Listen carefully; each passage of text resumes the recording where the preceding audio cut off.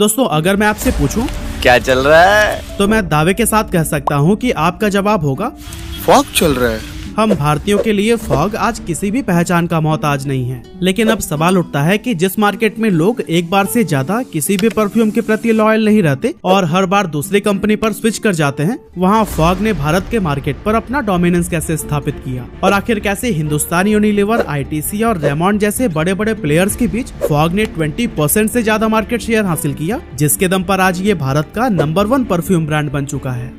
तो दोस्तों आपको बता दूं कि फॉग कोई विदेशी ब्रांड नहीं है, बल्कि हमारे भारत के ही अहमदाबाद से निकला एक ब्रांड है, जिसे दर्शन पटेल नाम के एक जीनियस गुजराती एंटरप्रेन्योर ने बनाया था। अब आपने लोगों को 1 या 2 ब्रांड बनाते हुए तो जरूर सुना होगा, लेकिन 61 साल के दर्शन पटेल 10 से भी ज्यादा फेमस ब्रांड बना चुके हैं, जिसमें मूव, क्रैक, डर्मिकूल, इचगार्ड, रिनगार्ड, सेटवेट और डी कोल टोटल जैसे नाम शामिल हैं। दर्शन जी की बिजनेस जर्नी साल 1980 में शुरू होती है, जब वो अपने 2 भाइयों के साथ मिलकर पारस फार्मा की शुरुआत करते हैं। दर्शन जी जो उस समय सिर्फ 18 साल के थे, उनको प्रोडक्ट की मैन्युफैक्चरिंग से नहीं बल्कि उसकी मार्केटिंग से प्यार था। और दोस्तों उनके इसी मार्केटिंग स्किल के दम पर ही 1985 तक पारस फार्मा का एनुअल टर्नओवर 50 लाख पहुंच जाता है और 1999 तक तो ये 100 करोड़ की कंपनी बन चुकी थी। यहाँ तक कि साल 2006 तक इसका वैल्यूएशन 1000 करोड़ को भी पार कर गया और उस टाइम तक दर्शन पटेल जी का अपने इस फैमिली बिजनेस में 24% स्टेक हुआ करता था। एक्चुअली अभी मैंने आपको मूव और क्रैक जैसे जितने भी फेमस प्रोडक्ट्स के नाम बताए हैं, उन्हें पारस फार्मा के जरिए ही लॉन्च किया गया था और इनकी सक्सेस के पीछे दर्शन जी के इनक्रेडिबल मार्केटिंग का ही सबसे बड़ा हाथ था। लेकिन दर्शन पटेल का मन इतने से नहीं भरा, क्योंकि वो अपनी खुद की एक कंपनी बनाना चाहते थे जिसका मेन फोकस कॉस्मेटिक के मार्केट पर रहे। पर उनके इस फैसले में उन्हें अपनी फैमिली का साथ नहीं मिलता है और उन्हें पारस फार्मा का बोर्ड मेंबर बने रहने की ही हिदायत दी जाती है।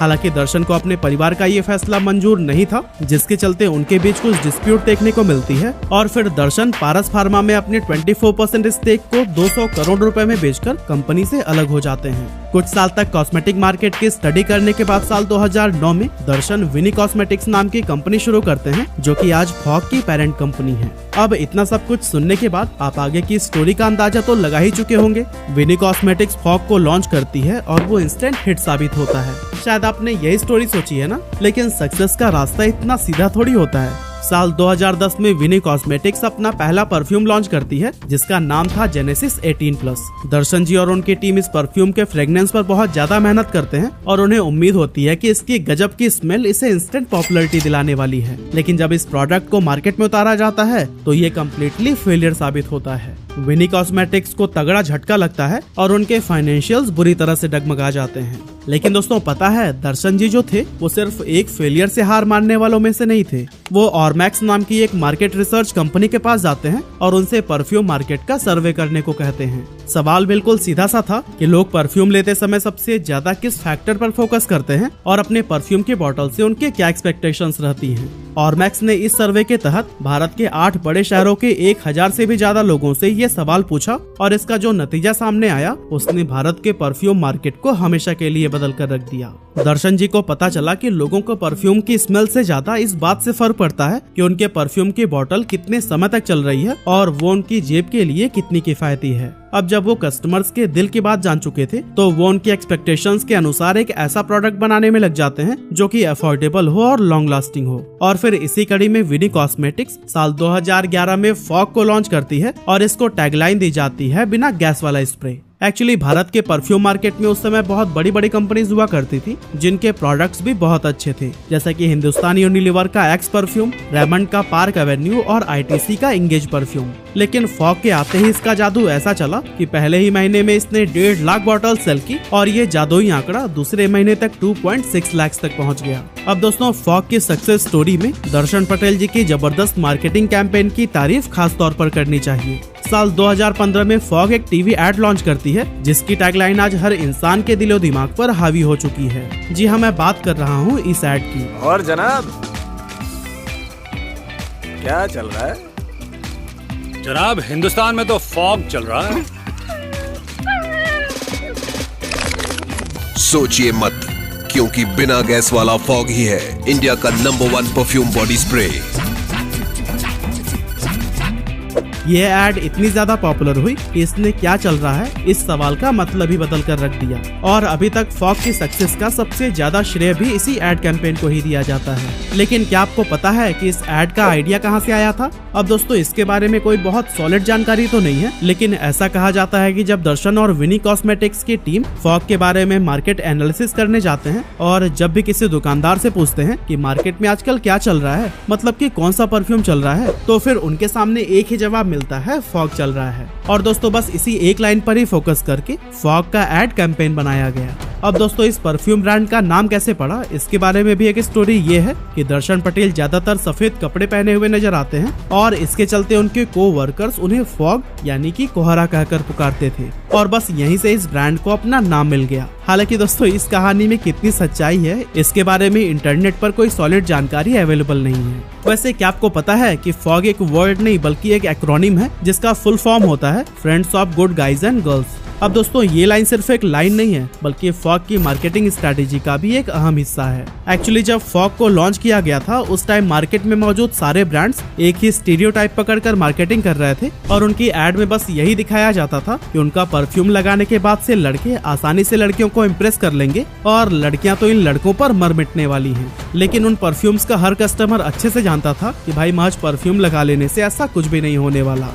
फॉग ने सबसे पहले तो इसी स्टीरियोटाइप को तोड़ा और परफ्यूम मार्केट में बनाई जा रही इन फुहड़ और अश्लील एड्स का सहारा लेने के बजाय एक यूनिक स्ट्रेटेजी पर काम किया। उन्होंने अपने परफ्यूम को यूनिसेक्स की कैटेगरी में डाला, यानी कि इसे लड़के और लड़कियां दोनों इस्तेमाल कर सकते हैं। साथ ही उन्होंने इसे लड़की पटाने का प्रोडक्ट नहीं बल्कि पर्सनल ग्रूमिंग के लिए नेसेसरी प्रोडक्ट के तौर पर प्रेजेंट किया, जो कि ऑडियंस को ज्यादा पसंद आया। फॉग ने दावा किया कि उनकी एक परफ्यूम की बोतल 800 स्प्रेज तक चलती है, जो कि उस समय मिलने वाले दूसरे किसी भी परफ्यूम से काफी ज्यादा थी। साथ ही इसने अपना प्रोडक्ट अफोर्डेबल प्राइस पर रखा, जिससे कि आम आदमी भी अपनी जेब को ज्यादा तकलीफ दिए बिना ही इसे खरीद सकता था। अब दोस्तों अगर आपने फॉग की ये वाली एड देखी है तो आप फॉग की मार्केटिंग स्ट्रेटेजी को बहुत अच्छी तरह से समझ सकते हैं। यहाँ उन्होंने फॉग का कंपैरिजन दूसरे ब्रांड्स के साथ दिखाया है और मैसेज क्लियर कर दिया है कि फॉग उनसे कहीं ज्यादा समय तक चलता है। साथ ही इस एड में आपने नोटिस किया होगा कि फॉग को बिना गैस वाला स्प्रे कहा गया है, जो कि शुरुआत से ही इस ब्रांड की टैगलाइन रही है।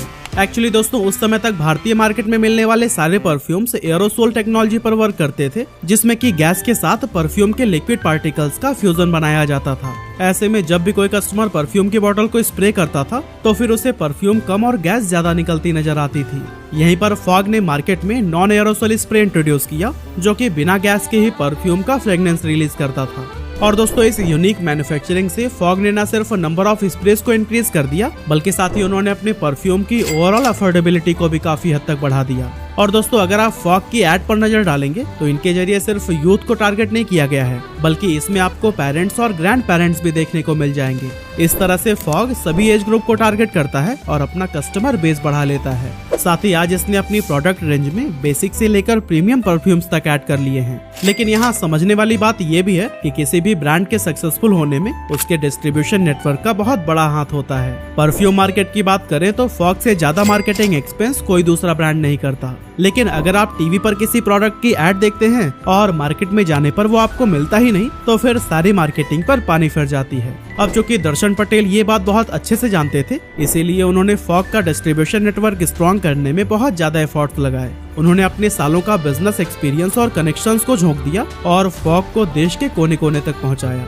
आज फॉग भारत की 5 लाख से भी ज्यादा दुकानों पर मिल जाएगा, जिनमें जनरल स्टोर से लेकर मेडिकल शॉप्स, डिपार्टमेंटल स्टोर और मॉल्स तक शामिल हैं। साथ ही फॉग ने अमेजन और फ्लिपकार्ट जैसे ऑनलाइन प्लेटफॉर्म्स पर भी स्ट्रॉन्ग प्रेजेंस बनाई हुई है।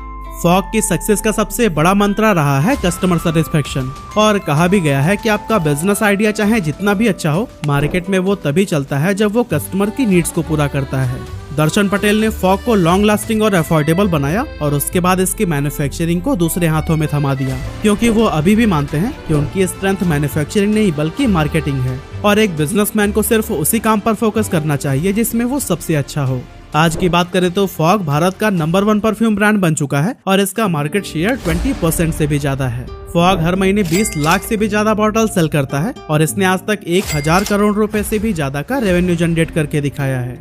विनी कॉस्मेटिक्स को बे कैपिटल और सिकोया कैपिटल जैसे बड़े प्राइवेट इक्विटी फर्म से फंडिंग भी मिल चुकी है, जो कि इनके बिजनेस की स्ट्रेंथ को दर्शाता है। अब दोस्तों भारत का परफ्यूम मार्केट हर साल 18% की CAGR रेट से ग्रो कर रहा है और ग्लोबल लेवल पर भी इसमें एक्सपोनेंशियल ग्रोथ देखने को मिल रही है। इसी को ही देखते हुए आने वाले दिनों में फॉग 30 से ज्यादा देशों में एक्सपेंड करने वाला है, जिसमें कि ब्राजील, साउथ अफ्रीका और नाइजीरिया इसके मेन टारगेट होने वाले हैं। बाकी आप हमें कमेंट करके जरूर बताइएगा कि क्या आपने कभी फॉग का परफ्यूम यूज किया है।